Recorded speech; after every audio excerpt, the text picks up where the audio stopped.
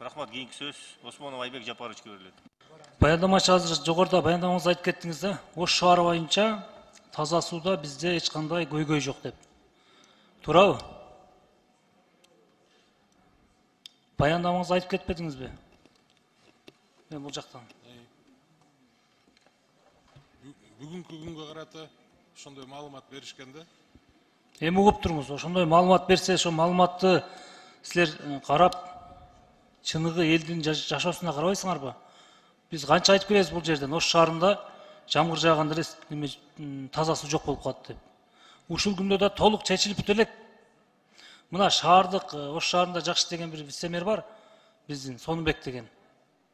Ошол артынан журкап жүрүп, жергиликтүү бюджеттен акча бөлдүрүп, 4 резервуар курдурду, 80% суу чечилди деп жатат ушул күндө. Бирок ал жетишпейт.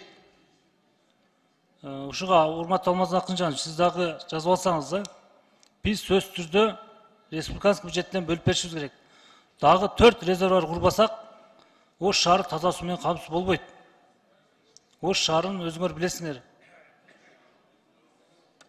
Кыргызстан мамлекет болгондон бери таза суу жок болуп келет да. Сиздер элди барып, элди кыдырсаңыздар, таза суу жок экенин сиз соц тармактардан көрүп жатасызбы же көрө элексизби?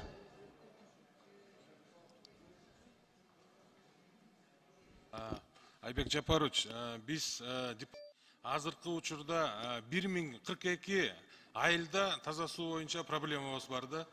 Бул 2,5 миллион киши азыр ушул таза суусунан кыйналып аткан учурда. Ушул боюнча биз бүт финансылык институттарга өзүбүздүн предложенияларыбызды бергенбиз. Рахмат, сиз Ош шаары боюнча да айтып бериңизчи. Мен Кыргызстан боюнча сурайт. Ош шаары боюнча сиз таза суу проблема жок деп жооп бердиңиз.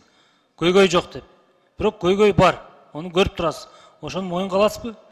Азыр Ош боюнча экинчи фазасына кирген, азыр үчүнчү фазасына кирген.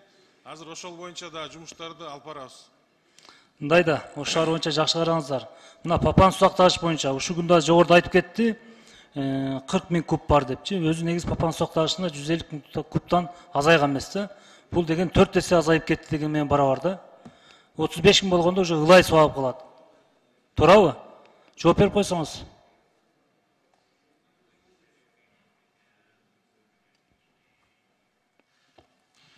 Тура, бүгүнкү күнү 41 миллион куб суу бар, 35 миллиондон кийин кир суу чыгып баштайт.